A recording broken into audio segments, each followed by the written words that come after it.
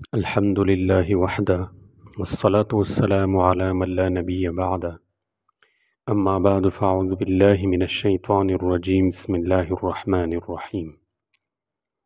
آج 3 سورتوں کی فضیلت بیان کریں گے۔ سورہ اخلاص، وقل اعوذ برب الفلق، قل اعوذ برب الناس، ان کے بارے میں نبی کریم صلی اللہ علیہ وسلم نے کیا فرمایا، اور آپ علیہ السلام ان سورتوں کے پڑھنے کا کتنا اہتمام کرتے تھے اور امت کے لیے اس کی پڑھنے کی ترغیب بھی دیا کرتے تھے۔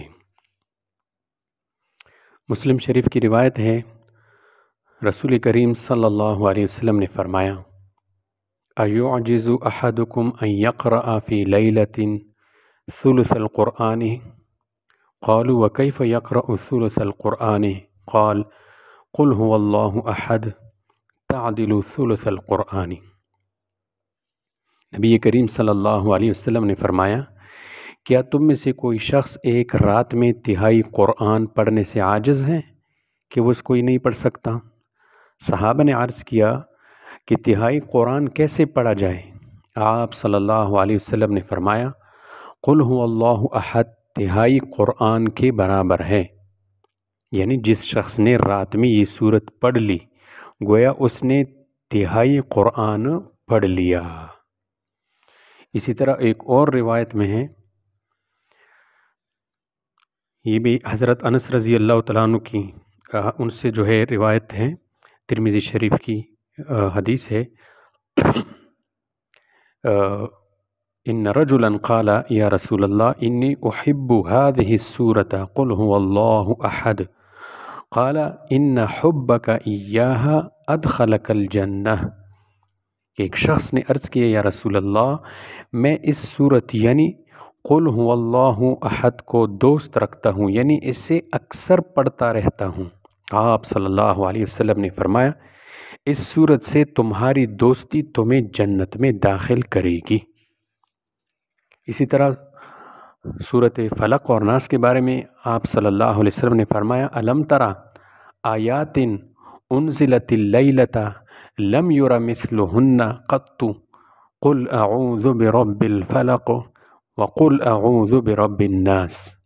حضرت عقبہ بن عامر رضی اللہ تعالیٰ عنہ راوی ہے کہ نبی کریم صلی اللہ علیہ وسلم نے فرمایا، آج کی رات ایسی عجیب آیت اتری گئی ہے کہ پناہ طلب کرنے کے سلسلے میں ان کا کوئی جواب نہیں، اور وہ قل اعوذ برب الفلق اور قل اعوذ برب الناس ہیں۔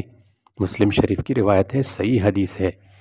اسی طرح نبی کریم صلی اللہ علیہ وسلم اس کا کتنا اہتمام فرماتے تھے۔ حضرت عائشہ صدیقہ رضی اللہ تعالیٰ عنہ فرماتی ہے، ان النبی صلی اللہ علیہ وسلم کان اذا آوى الى فراشه كل ليلة جمع كفيه ثم نفث فيهما فقرأ فيهما قل هو الله أحد وقل أعوذ برب الفلق وقل أعوذ برب الناس ثم يمسح بهما ما استطاع من جسده يبدأ بهما على رأسه ووجهه وما أقبل من جسده يفعل ذلك 3 مرات۔ یہ متفق علیہ حدیث ہے، بخاری اور مسلم میں ہے۔ حضرت عائشہ صدیقہ رضی اللہ تعالیٰ عنہ فرماتی ہے کہ رسول کریم صلی اللہ علیہ وسلم روزانہ رات میں جب اپنے بستر پر تشریف لے جاتے تو سونے سے پہلے اپنے دونوں ہاتھ ملا کر ان پر دم کرتے، اور پھر ان پر قل هو اللہ اور قل اعوذ برب الفلق اور قل اعوذ برب الناس پڑھتے، اور پھر اپنے دونوں ہاتھ اپنے جسم پر جہاں تک ہو سکتا پھیرتے۔ پہلے آپ علیہ السلام ہاتھ پھیرنا اپنے سر، منہ اور بدن کے آگے حصے سے شروع کرتے، اس کے بعد بدن کی دوسرے اعضاء پر پھیرتے، اور آپ علیہ السلام یہ عمل یعنی پڑھنا، دم کرنا اور بدن پر ہاتھوں کا پھیرنا یہ 3 مرتبہ کرتے۔ بہرحال مسلمانوں کو چاہیے کہ وہ دم کرنے کے اس طریقے کو اپنائیں، یہ سحر، جادو اور دیگر روحانی امراض کا علاج ہے۔